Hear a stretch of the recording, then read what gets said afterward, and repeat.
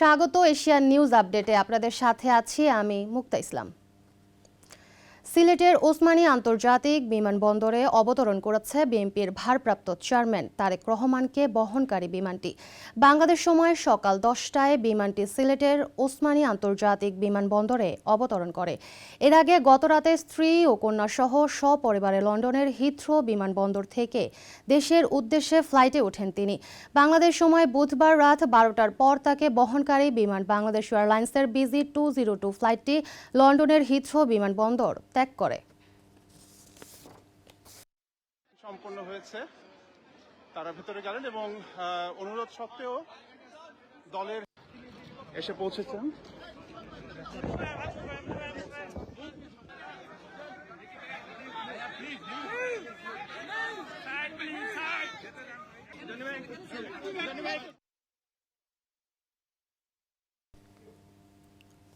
দর্শক, বিএনপির ভারপ্রাপ্ত চেয়ারম্যান তারেক রহমানের স্বদেশ প্রত্যাবর্তনের সমাবেশস্থলের সর্বশেষ পরিস্থিতি জানাতে আমরা সরাসরি চলে যাচ্ছি সেখানে। তার ভোটার নিবন্ধন ও জাতীয় পরিচয়পত্র সংক্রান্ত আনুষ্ঠানিকতা সম্পন্ন করার কথা রয়েছে। এছাড়া তিনি ইনকিলাব মঞ্চের মুখপাত্র শহীদ ওসমান হাদি, তার যে কবর রয়েছে ঢাকা বিশ্ববিদ্যালয়ের কেন্দ্রীয় মসজিদের পাশে, আমাদের জাতীয় কবি কাজী নজরুল ইসলামের যে সমাধি রয়েছে তার পাশে তাকে সমাহিত করা হয়েছে। ইনকিলাব মঞ্চের মুখপাত্র ওসমান হাদি তিনি আসলে 12ই ডিসেম্বর গুলিবিদ্ধ হন। গুলিবিদ্ধ হয়ে তিনি মারা যান 18ই ডিসেম্বর এবং তার সেই কবর জিয়ারত করতেও তিনি যাবেন শনিবার। কারণ বাংলাদেশের রাজনীতিতে যে আমূল পরিবর্তন, যে সংস্কারের কথা বলা হচ্ছে, সেই সংস্কার, যদিও এই সংস্কারের কথা বিএনপির ভারপ্রাপ্ত চেয়ারম্যান জনাব তারেক রহমান বহু আগে থেকেই বলছেন এবং সেই সংস্কার নিয়ে এবং বাংলাদেশের যে আরো নানান সংস্কার রয়েছে সেই সংস্কারগুলো নিয়ে আসলে তিনি কথা বলছিলেন। বিভিন্ন সভা সেমিনারে তিনি যুক্ত হয়ে বারবারই বাংলাদেশের যে রাজনীতি, এই রাজনীতির সংস্কার, এই সংস্কারের কথা বলতেন বিএনপির ভারপ্রাপ্ত চেয়ারম্যান জনাব তারেক রহমান। সেই সংস্কারগুলো নিয়ে আসলে যারা আন্দোলন করেছে বা বাংলাদেশের রাজনৈতিক সংস্কারে যারা অবদান রেখেছে তাদেরকেও তিনি স্মরণ রাখেন। তারই ধারাবাহিকতায় তিনি ইনকিলাব মঞ্চের মুখপাত্র শহীদ ওসমান হাদি, তার যে কবর, সেই কবর জিয়ারত করতেও তিনি যাবেন শনিবার 27 ডিসেম্বর। আমরা এই মুহূর্তে দেখতে পাচ্ছি হযরত শাহজালাল আন্তর্জাতিক বিমানবন্দরে বিএনপির ভারপ্রাপ্ত চেয়ারম্যান জনাব তারেক রহমান তিনি অল্প কিছুক্ষণের মধ্যেই সেখানে এসে উপস্থিত হবেন এবং তারই নিরাপত্তা বেষ্টনী এবং নিরাপত্তা ব্যবস্থা আমরা আপনাদেরকে সরাসরি দেখাচ্ছি। সরকারের পক্ষ থেকে যে নিরাপত্তা ব্যবস্থা নেওয়া হয়েছে সেটি আমরা সরাসরি দেখাচ্ছি আপনাদেরকে এবং আমরা দেখতে পাচ্ছি সেখানে সেনা সদস্যও বেশ কয়েকজন মোতায়েন রয়েছেন এবং বিজিবির অনেক সদস্যকেও আমরা দেখেছি সেখানে এবং স্পেশাল ফোর্স র্যাবের সদস্যদেরকেও আমরা সেখানে দেখেছি এবং পুলিশের কর্মকর্তাদেরকেও আমরা সেখানে দেখেছি।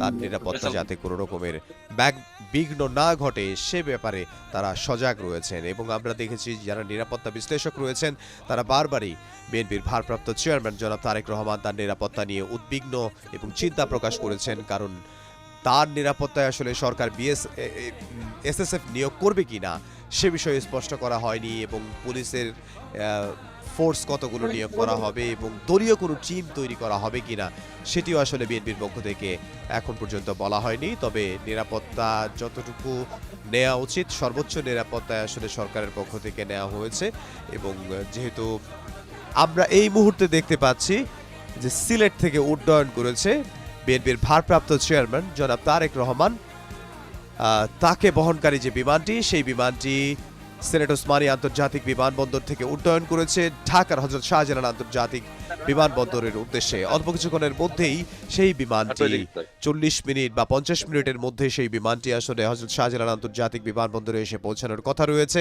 বা এর আগেও হতে পারে, যেহেতু 1 ঘন্টার বিরতি নেওয়ার কথা ছিল সিলেট ওসমানী আন্তর্জাতিক বিমানবন্দরে অবতরণের পর।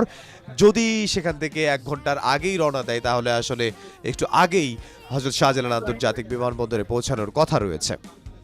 আমরা এই মুহূর্তে দেখতে পাচ্ছি জুলাই 36 এক্সপ্রেসওয়ের অবস্থান। সেখানে রাত থেকেই যারা অবস্থান করছে, যে অস্থায়ী মঞ্চ যেখানে তৈরি করা হয়েছে বিএনপির ভারপ্রাপ্ত চেয়ারম্যান জনাব তারেক রহমান তাকে গণসংবর্ধনা দেওয়ার জন্য, সেখানে লক্ষ লক্ষ মানুষ অপেক্ষা করছেন এবং সেখানকার নিরাপত্তা ব্যবস্থাও জোরদার করা হয়েছে এবং সেখানেও নিরাপত্তা নেওয়া হয়েছে। নিরাপত্তা ব্যবস্থা শুধুমাত্র জুলাই 36 এক্সপ্রেসওয়েতে সেখানেই শুধু নয়, বিমানবন্দরেই শুধু নয়, রাজধানীর বিভিন্ন গুরুত্বপূর্ণ জায়গায়, গুলশান হ্যালো ভাই থেকে শুরু করে সব জায়গায় গুরুত্বপূর্ণ যে জায়গা।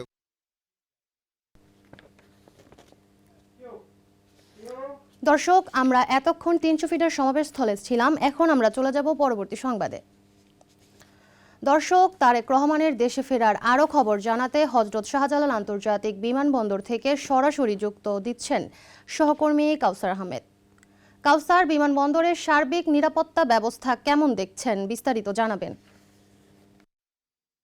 বিএনপির ভারপ্রাপ্ত চেয়ারম্যান জনাব তারেক রহমান 9:55 কিন্তু হযরত শাহজালাল আন্তর্জাতিক বিমানবন্দরে অবতরণ করেছেন এবং তিনি নিজের ভেরিফাইড ফেসবুক পেজ যেটি রয়েছেন সেখানে কিন্তু তিনি বলেছেন 6314 দিন পর তিনি দেশের মাটিতে পা রেখেছেন এবং সেখানে তার হাস্যোজ্জ্বল যে চেহারা এবং তার সহধর্মিনী ডাক্তার জুবাইদা রহমানের যে হাস্যোজ্জ্বল চেহারা সেটি কিন্তু দেখা গিয়েছে। বিমানবন্দরে 1 ঘন্টা তাদের বিশ্রাম নেওয়ার কথা রয়েছে, এরপরেই 12:45 মধ্যে কিন্তু হযরত শাহজালাল আন্তর্জাতিক বিমানবন্দর যেটি রয়েছে সেখানে তার অবতরণ করবার কথা রয়েছে এবং সেখানে কিন্তু তার নিশ্চিত যে নিরাপত্তা সেটি কিন্তু নিশ্চিত করা হয়েছে এবং সেখান থেকে তার গাড়ি বহর একেবারে সংবর্ধনা স্থল 300 ফিটের সেখান থেকে আবার মুক্তির পাশ। আগে আমি একটি সংবাদ আপনাকে জানিয়ে রাখতে চাই, সেটি হচ্ছে যে আজকে জানেন যে বাহিরের যে অবস্থা, একেবারে শীতে হাড় কাঁপানো যে শীত, এই হাড় কাঁপানো শীতে কিন্তু আমরা যারা গণমাধ্যম কর্মী রয়েছে তারা কিন্তু খবর সংগ্রহ করছি জনাব তারেক রহমানের।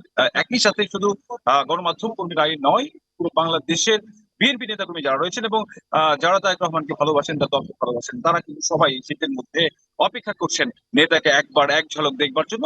এবং এই যে কষ্ট, সেই কষ্ট নিশ্চয়ই বিএনপি ভারপ্রাপ্ত চেয়ারম্যান জনাব তারেক রহমান, মানুষের যে আকাঙ্ক্ষা রয়েছে, একেবারে গণমানুষের যে আকাঙ্ক্ষা, মৌলিক যে অধিকার মানুষের রয়েছে, মানুষের ভোটের অধিকার, মানুষের ভাতের অধিকার, গণতান্ত্রিক অধিকার, সামাজিক অর্থনৈতিক যে অধিকারগুলো রয়েছে সেগুলো তিনি নিশ্চিত করবেন। যদি দল হিসেবে বিএনপি কি মানুষ বেছে নেয় ভোটের মাধ্যমে ফেব্রুয়ারির যে নির্বাচন রয়েছে সেটি করবার জন্য। আমরা দেখছি যে ইতিমধ্যেই যে নিরাপত্তার যে বেষ্টনী, সেই নিরাপত্তা বেষ্টনী কিন্তু জোরদার করবার জন্য গণমাধ্যম কর্মী যারা রয়েছিলেন তাদেরকেও কিন্তু ভিআইপি গেটের যে টার্মিনালের গেট রয়েছে সেই গেট থেকে কিন্তু সরিয়ে দেওয়া হয়েছে।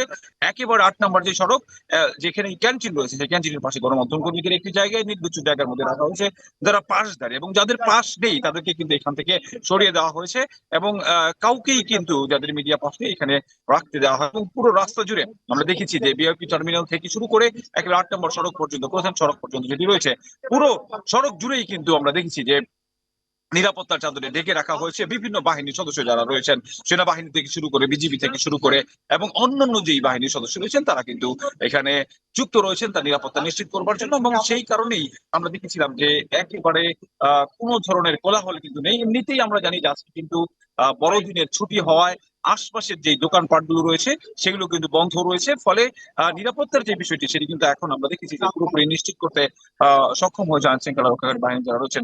এবং এয়ারপোর্টের ভিতরে একটু আপনাকে জানিয়ে রাখি, সেটি হচ্ছে কোনো নেতাকর্মী কিন্তু প্রবেশ করতে দেওয়া হয়নি, তারা কিন্তু রয়েছেন রাস্তার বাহিরে এবং নির্দিষ্ট একটি গণ্ডির মধ্যে তারা রয়েছেন এবং সেই জায়গা থেকে কাউকে সরতে দেওয়া হয়েছে এবং পুরো রাস্তা জুড়েই কিন্তু নিরাপত্তা বাহিনী যারা সদস্য রয়েছেন একেবারে 300 ফিট থেকে এভার কেয়ার পর্যন্ত পুরো রাস্তায় নিরাপত্তা নিশ্চিত করা হয়েছে। এবং এই জায়গাগুলোর মধ্যে আমরা দেখছি যে তার নিরাপত্তা নিশ্চিত করবার জন্য যত ধরনের ব্যবস্থা গ্রহণ করবার দরকার, একেবারে বম্ব ডিসপোজাল ইউনিট থেকে শুরু করে ডাবল স্কোয়াড থেকে শুরু করে সব ধরনের ব্যবস্থা কিন্তু এখানে নিশ্চিত করা হয়েছে। আমার দেখেন যে এখানে পুরো সড়ক জুড়ে একেবারে বিমানবন্দরের ভিআইপি টার্মিনাল যেটি রয়েছে সেই ভিআইপি টার্মিনাল থেকে পুরো রাস্তায় কিন্তু আমরা যে রাস্তা দিয়ে তারেক রহমানের গাড়ি বহর যাবে সেই গাড়ি বহর যাবার জন্য কিন্তু রাস্তায় কোনো কিছু সময়ের জন্য দাঁড়াতে দেওয়া হচ্ছে না এবং যারা ভিআইপি টার্মিনাল ব্যবহার করে থাকেন তাদেরকে কিন্তু গাড়ি থেকে আগেই নামিয়ে দেওয়া হচ্ছে এবং তারা কিন্তু পায়ে হেঁটে ভিআইপি টার্মিনাল যেটি রয়েছে সেখানে কিন্তু তারা প্রবেশ করছেন। আমরা দেখেছিলাম যে নিরাপত্তার স্বার্থে কিন্তু এই ধরনের ব্যবস্থা নিশ্চিত করা হচ্ছে এবং একই সাথে প্রত্যেককে কিন্তু প্রত্যেকের যে কাগজ রয়েছে, লিগ্যাল যে ডকুমেন্ট গুলো রয়েছে সেই ডকুমেন্ট গুলো দেখা হচ্ছে, চেক করা হচ্ছে এবং সেগুলো চেক করার পরে নিশ্চিত হওয়ার পরে কিন্তু তাদেরকে ভিতরে প্রবেশ করতে দেওয়া হচ্ছে। আমরা দেখেছি একটু আগেই বিএনপির পক্ষ থেকে জানানো হয়েছে যে তারা সেখানে কিন্তু এখন সিলেটে যে অবস্থান করছেন সেই সিলেট থেকে অবস্থান করবার পরে তারা একেবারে চলে বিমানবন্দরে 1 ঘন্টা বিরতি নেওয়ার কথা। বিরতির সময় আসলে যদি কম নেওয়া হয়, আমরা জানি যে নির্দিষ্ট সময় বিমানের কারণে এবং যাত্রীদের স্বস্তির কারণে নির্দিষ্ট সময় সেখানে বিরতি নেওয়া হয়। সেই বিরতির পর হযরত শাহজালাল আন্তর্জাতিক বিমানবন্দরে আসবেন এবং সেখানে স্থায়ী কমিটির সদস্য যারা রয়েছেন বিএনপির পক্ষ থেকে, তারা কিন্তু তাকে ফুলের শুভেচ্ছা জানাবেন। সেই শুভেচ্ছা জানানোর পর 12:45 থেকে সর্বোচ্চ। কাউসার, ধন্যবাদ আপনাকে এতক্ষণ সাথে থাকার জন্য। চলে যাচ্ছি ভিন্ন সংবাদে।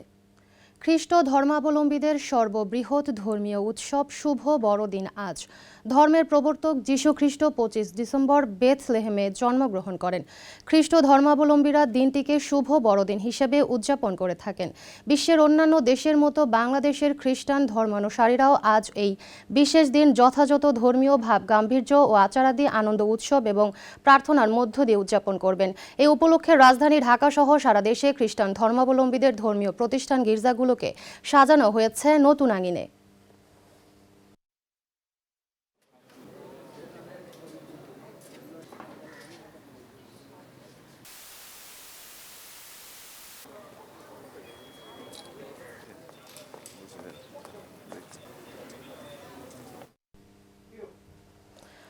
দর্শক, এই ছিল এশিয়ার নিউজ আপডেট। আমাদের পরবর্তী এশিয়ার নিউজ আপডেট দেখার আমন্ত্রণ রইল। ধন্যবাদ এতক্ষণ সাথে থাকার জন্য।